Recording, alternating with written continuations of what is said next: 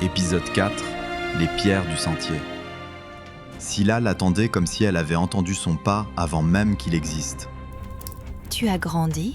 dit-elle. Cain répondit. Mon père est mort. Scylla ne fit pas semblant d'être surprise. Elle ne fit pas non plus semblant d'être consolante. Elle posa simplement une tasse chaude devant lui, comme on donne un outil.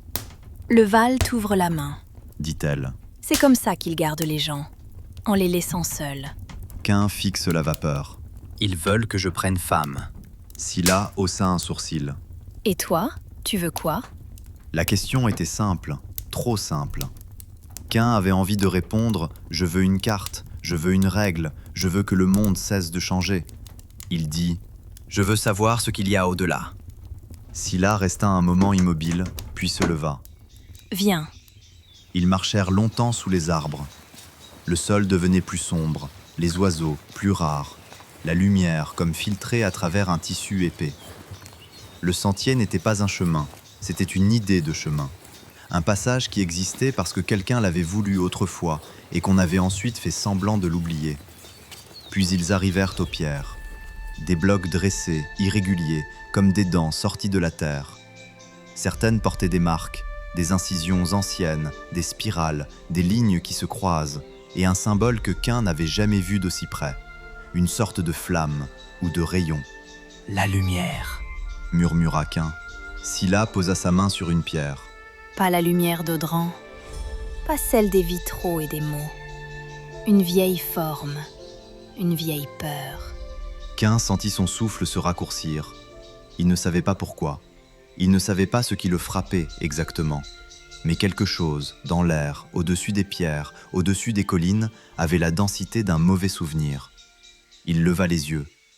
Les collines semblaient identiques. Pourtant, non. Il y avait un trop dans le ciel, un poids imperceptible, comme si l'horizon retenait sa respiration. La douce, au loin, paraissait plus silencieuse. Cain recula. Son cœur tapa fort, trop fort, et il comprit d'un coup ce que Scylla avait voulu dire des années plus tôt, trop visible. « Qu'est-ce que c'est » demanda-t-il. Scylla répondit sans le regarder. Quelque chose qui sait revenir. La panique monta dans la gorge de Cain comme une eau froide. « Je veux rentrer. » Scylla se tourna vers lui, et pour la première fois, sa voix fut presque douce. « Tu as peur. C'est bien. La peur est un organe.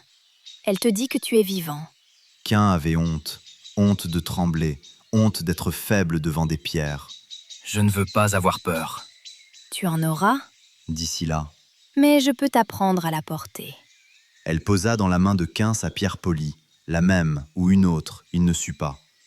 Il sentit juste le contact, le poids, la réalité. « Tu reviens ici, pas pour partir, pour rester, pour respirer malgré ça. » Cain secoua la tête, incapable. « Pourquoi tu me montres si ce n'est pas le moment ?»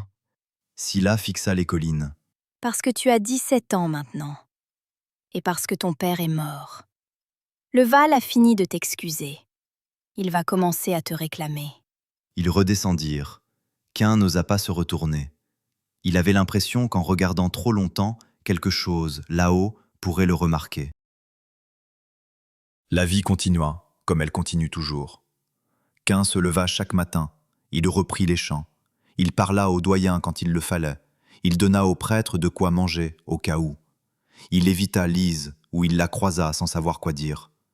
Et parfois, sans prévenir, il montait chez Scylla. Elle ne lui donnait pas de grandes leçons. Elle lui apprenait des choses minuscules. Tenir une respiration jusqu'à ce qu'elle cesse de trembler. Marcher dans la forêt quand la lumière baisse. Rester immobile quand un bruit te fait croire au danger.